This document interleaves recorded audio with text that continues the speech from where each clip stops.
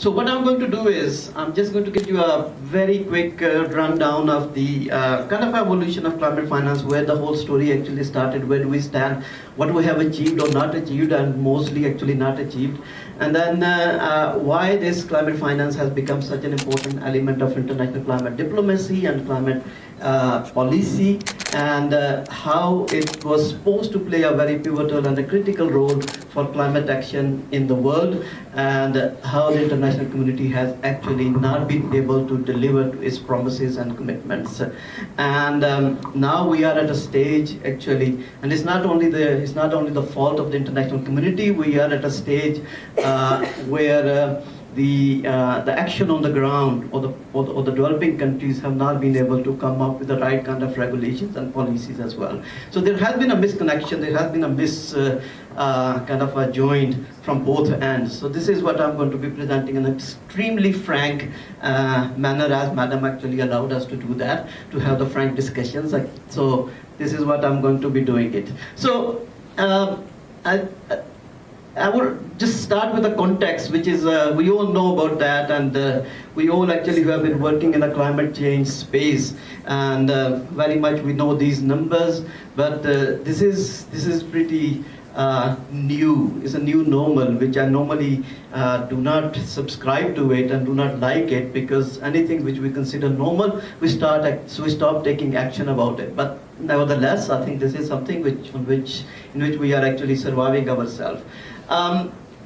I think this is quite a startling fact that the amount of CO2 in the atmosphere right now, which is beyond 400 ppm, which is 417 precisely. That's first time in the history, to say the least, actually. Some of the observations and the research basically show that the last time when the Earth has this kind of a number in the atmosphere, there was actually dinosaurs roaming on this Earth. So this is not for humans, and even dinosaurs was not able to actually survive through these kind of numbers. And so I think the fundamental question you people might be wondering in your heads is that if this is not for human, how come the human civilization is still actually not gone extinct? So I'll come to that maybe, but I think that's why I say that this is not normal, and we should not actually treat or consider it normal as well. The consequences of this are really serious and critical, and I have focused myself to international, not really make it Pakistan context, but I think we are actually one of the nations who actually feeling the brunt of it, and as being one of those frontline nations bearing the impacts of the climate change. So we all know about the unprecedented temperature increase, and it's not only the increase, it's the erraticness of the temperature, and that's why some of the elements or some of the impacts which you're facing on our coastal lines, on our agriculture, on communities, on infrastructure and everything else. So it's not only the increase, to adjust ourselves, adapt ourselves to increase might have been actually possible, but it's the erraticness of it, and which actually is becoming very difficult, and that's why it's becoming among the scientists and the observers, they said even the adaptation window is closing down as well, because adaptation by nature had a limitations built into it. So we as humans, we cannot adapt infinitely. There are limitations. So that window is fast closing as well. Sorry, I'm painting a little bit of a kind of a gloomy picture, but the seriousness of the issue and the challenge need to actually go down to our understandings. The other is the frequency and intensity of extreme weather events. Who else can actually know better than us? But it's not only us, there are many other nations and the communities around the world who are actually facing a very similar kind of challenges. And then the mass extinction of wildlife. Sometimes we take it very lightly, but this is a very serious challenge as well. And we have some people and some organization in the room, for example, WWF, who have actually taken this particular issue very seriously as well. And I think in Pakistan we have paid a very heavy price, and we all know the benefits of the ecosystem, and once we lose the ecosystem, what kind of price we need to pay. Next one, please. So this all actually lead us to something kind of a challenging situation. Next slide.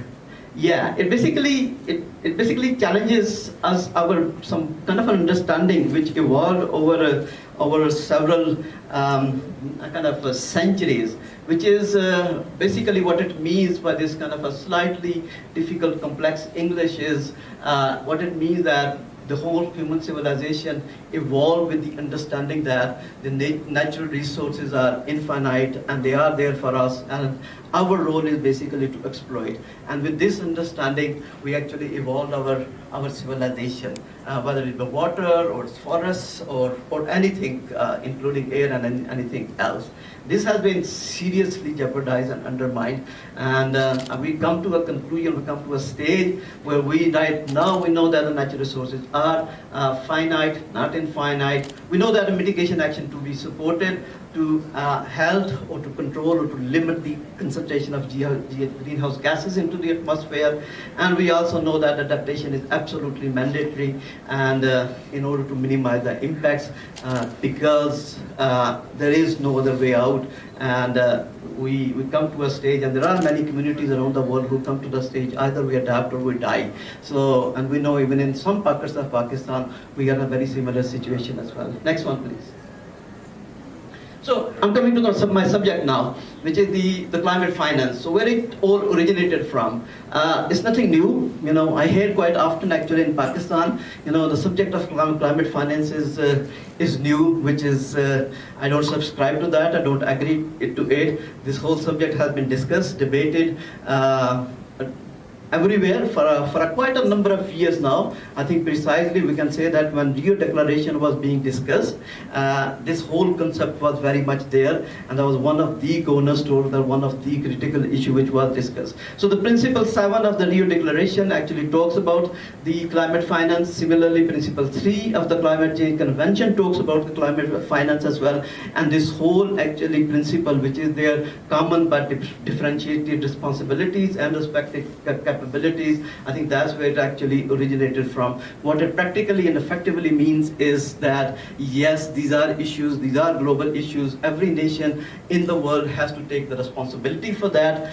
But we different nations, we have the different capacities, we have the different capabilities, and that need to be anchored in, that need to be integrated, and that's where the responsibility for climate change and many other conventions as well. You know, it's a very similar principle in the biodiversity, in the Montreal Convention, and a number of other conventions as well. Those, you know, this Principle 3 of the Rio Declaration is one of the backbone of many of the conventions which actually arise out of Rio Convention in 1992. So any debates which were happening before 1992, the understanding for climate, for the financing component was very much part of it.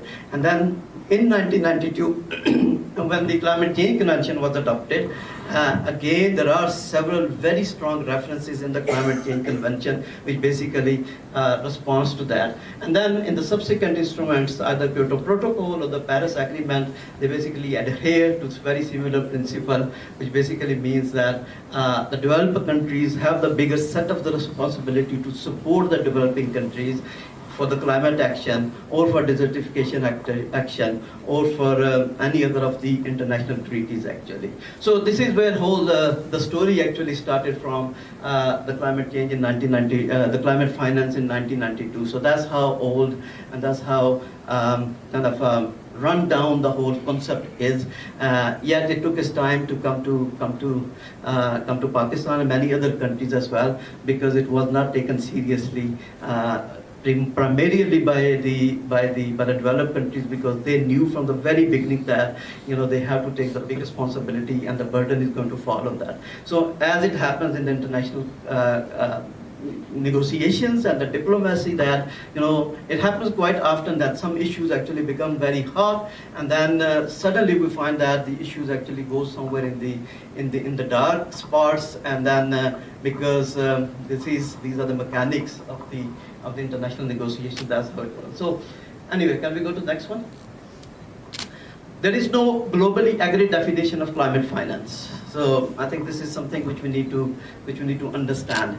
There are operational definitions, there are functional definitions, and many different organizations do apply these functional definitions for their purposes, and there are implications for that. This is a huge methodological glitch which international community has not been able to address in the last almost 35 years. And even the UNFCCC Committee on Climate Finance actually have not been able to come up with the commonly agreed definition on climate finance. They publish very flashy, very good reports, biannual reports, and we all actually make references to those reports. Even I have taken some of the numbers in my presentation, and I always do that, but that is without the commonly agreed definitions. It has serious implications, and that's why we actually see so many different numbers about the flow of the climate finance, because we have the liberty and the freedom of actually picking up any definition which suits our purposes, and that's what happens all the time. And this is one of the areas which need to be addressed. But I think there are several definitions. It's a flow of financial resources, and it's resources and instruments that used to support climate change. Some definitions actually goes a little bit more further and make it a slightly more definitive in terms of its application, and it actually relates it to anything which is related to mitigation or adaptation. So it actually draws some boundaries around it. So not anything which is related to climate change actually can qualify as climate finance. And then there is a local, national, transnational, international financing. So three elements I think we can pick from them, from these three definitions, which is financial resources and instruments. Yes, we're talking about finance, so of course it comes in the package of instruments. And secondly, there is a very precise goal for mitigation or adaptation. Personally, being a person who has been working in this space for last more than 25 years, I think it should be a lot more definitive, and a number of other areas need to be included, for example, capacity building and other areas. But then this is it, which is there, and we have to actually make use of it. And the other big issue and kind of bone of contention is it actually covers the local, national, and transnational. So everything which actually somehow results into mitigation and adaptation actually qualifies as climate finance. So there's a big kind of a debate going on for many years that the climate finance should only be the flow of financing from developed countries to the developing countries. And in the negotiations, UNFCCC negotiation, we always see that this becomes a very spiky issue, but there is no agreement on that. So of course, there's a tendency from developed countries to actually have the financing which is actually mobilized at a domestic should also be classified as the climate finance, and whereas the developing countries actually want only the flow which is coming from the developed countries to the developing countries should be the climate finance. And actually they always hook themselves up and line themselves up with the CBDR, which is the Common but Differentiated Responsibilities Principle. So there is no definition. We are very happily, and many other countries happily actually around the world are coming up with the climate finance strategies without having a definition. I don't know how Sheikh Sahab have done that, but this is quite a complex challenge actually if we don't have a commonly agreed definition. And but this is not unique to us. I think this is even internationally, many other countries have not been able to address that. Next one, please. So, what are the key drivers? Yes, the climate targets, which are originating and springing out of the several international instruments, as well as some of the commitments which are made domestically by the countries by themselves as well. So we know that the Paris, we have the nationally determined contributions. We know, and we all know about the synthesizes work of the nationally determined contributions. We all know that all the different scenarios which are being presented, they basically say that none of the scenario actually keeping us within the limit of 1.5 degrees centigrade, and one of the primary reasons for that is that the financing and this technical support has not been made available by the developed country or Annex 1 parties which are in the UNFCCC language. The long-term commitments for adaptation, this is again one of the goal of the Paris Agreement, but even previous instruments have that agreement as well. And so there is a commitment from GCF, which is for $100 billion per annum, not met so far, not even close to that. The disbursement level is below 20 billion, and overall mobilization is something in the range of between 30 to 40 billion. So we are far, far behind that target. And just to remind you that the GCF became operational somewhere in the space of 2011, 2012. So in the last about 12 to 15 years, actually, we are not even come close to its targets of $100 billion. There's a dedicated adaptation financing under the adaptation fund. Once again, minuscule. A very little amount is available there, and even more little is being made available to the developing countries. There's a long-term low carbon and climate resilience agenda, which is by 2050, and one of the key drivers for that is the carbon financing. There's a huge push for that, for carbon financing, not especially, but entirely for the mitigation actions. It can be promising, but it's still evolving. The rules are not there yet, but it can actually, one of the key vehicles which actually can mobilize quite a substantial amount of the financing. And this is, I think, the distinction need to understand is between the climate finance and the carbon financing, but I didn't want to make it too complex. So then there are net zero emission targets by 2050 to 2075, I think that should be then, which are entirely based on the new innovative financing instruments. I'll talk a little bit about what are those, but then this is not per se the commitment, or this is not per se the commitment for the funding options. This is something which is actually happening and working, that the new instruments should evolve, and they should evolve, but it does not absolve developed countries from their responsibility. Financing for losses and damages, we don't know about that. The loss and damage fund is there, and Pakistan is part of it, but we don't know how it is going to evolve.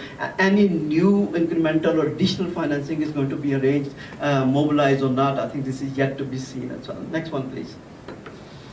So who's contributing? Who's paying for all this? Well, I mean, the number of institutions. I mean, there's a plethora of institutions internationally, actually, and we actually every week or every month we see that a new fund and a new institution is being established or being erected. But just to some of the key ones, we have the ministries and the government agencies, and the bilateral agencies, exporter credit agencies. Then we have the UN institutions who are actually muscling themselves up, and they are coming up with a number of new financial instruments, and they are actually aligning and driving most of the financing towards the climate finance. And we know in Pakistan, ADB is also claiming to be the climate bank, and similarly World Bank have some kind of limitations in terms of the percentage of their financing have to be towards the climate actions. Then we have the development financial institutions, which is MDBs, and then national development banks and bilateral financial institutions, and then we have the climate funds and funds at the bottom of it, and they all actually have some very kind of a precise areas which they can finance. It's not open to everyone, but they, some of them have the national strategies, policy frameworks. The others are providing a technical assistance, both in loan and non-loan financial instruments. And the yet another's have especially the Global Climate Fund, for example, GEF, GCF, CAFs, and others. So they have a number of a combination or a blended kind of areas of the financial instruments, and they are coming with these are who are actually paying, or these are some of the vehicles who are actually making the climate finance to flow from one direction to the other direction. Next one, please.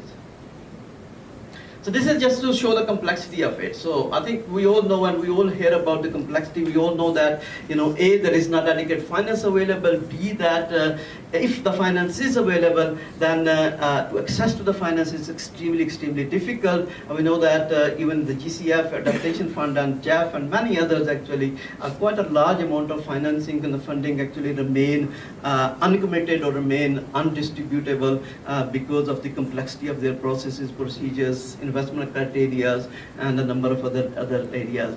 I think the GCF was under a huge criticism because their their project approval timelines were something between 24 to 28 months. And I've been told that it has come down to slightly little, I think, a little bit under 20 months now, but it still is quite a big ask. So this basically shows the number of institutions and the number of entities involved, and it doesn't really give the full picture. There are more complex pictures which are available, but this basically shows. But I think the key message to take from here is that there are multiple channels of funds, there are complex rules and procedures to be adhered to access finance, and there is not adequate finance available for that. So I think, one way of kind of rationally looking at is that if the adequate finance is not available, it has to be made competitive, it has to be made complex, so that only very high quality projects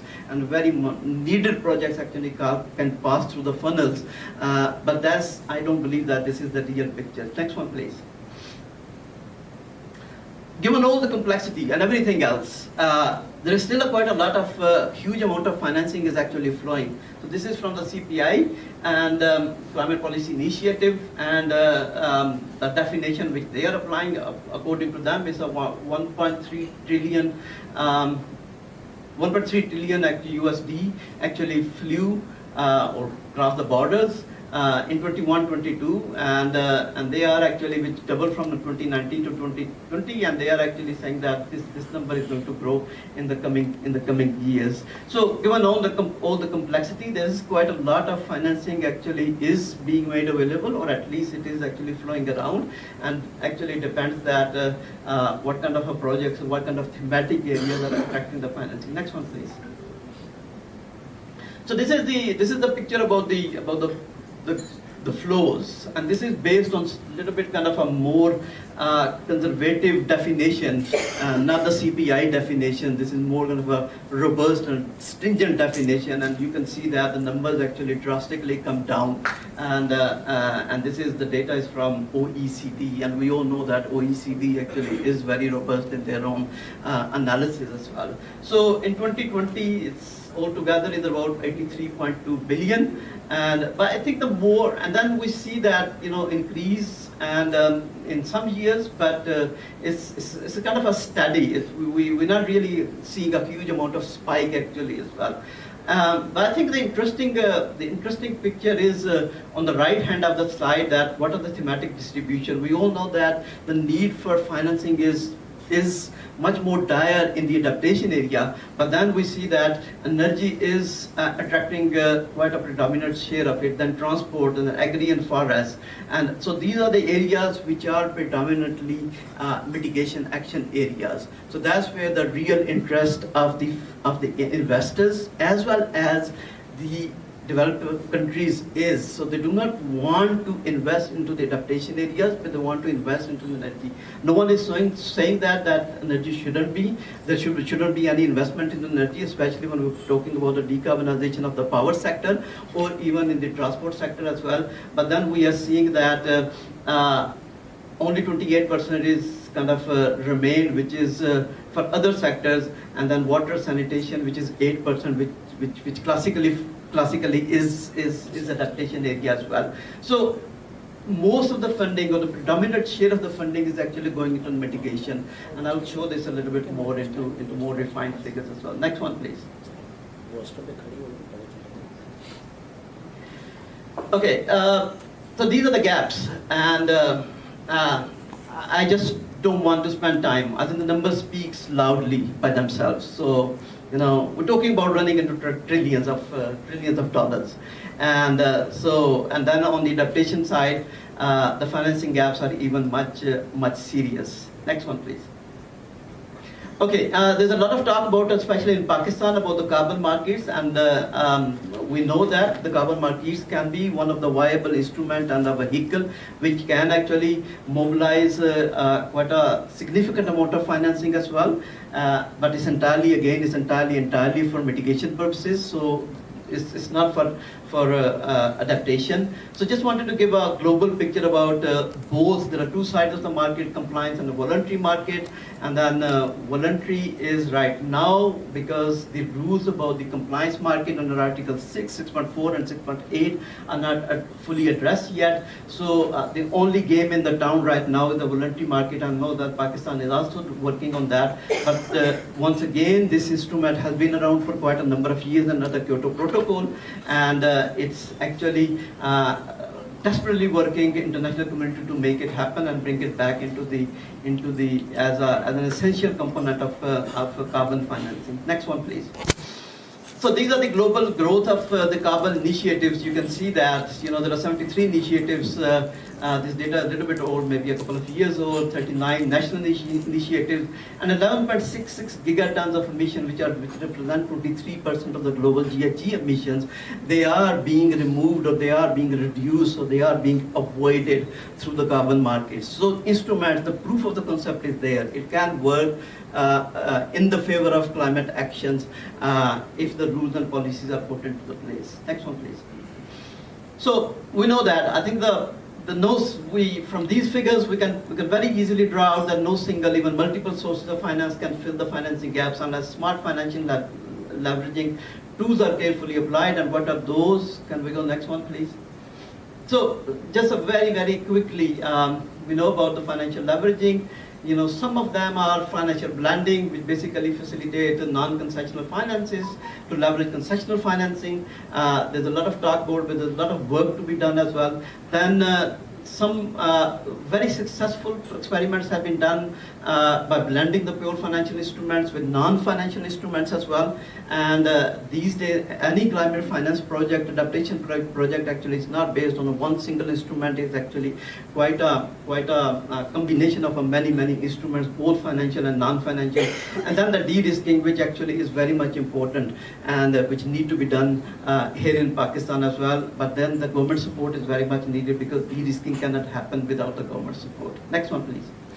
So climate finance cannot move, it cannot happen in the country without the propellers, without the support structure system which needed to be there. So some of those are the policies and regulations which are very much needed. The governance is also very important. The capacities, both human as well as the institutional capacities, because the projects and the viable and the bankable and the high quality project need to be designed and need to be implemented as well. For that, the human and the institutional capacities are needed. The technology readiness is also very important, because any mitigation project, or even to extent a adaptation project, cannot be a business as usual project anymore. It cannot be just run of the mill project. It has to have an innovative component very tightly and sharply built into it, otherwise it just cannot get off the ground as well. And then come up with the matching financing instruments, which has to be coming from the federal as well as the provincial budget, and then promote the innovative financing aspects of it. I think this is my last slide. Next one, please. Yeah, the key takeaways. I think they are very well articulated. Thank you very much. Thank you, sir.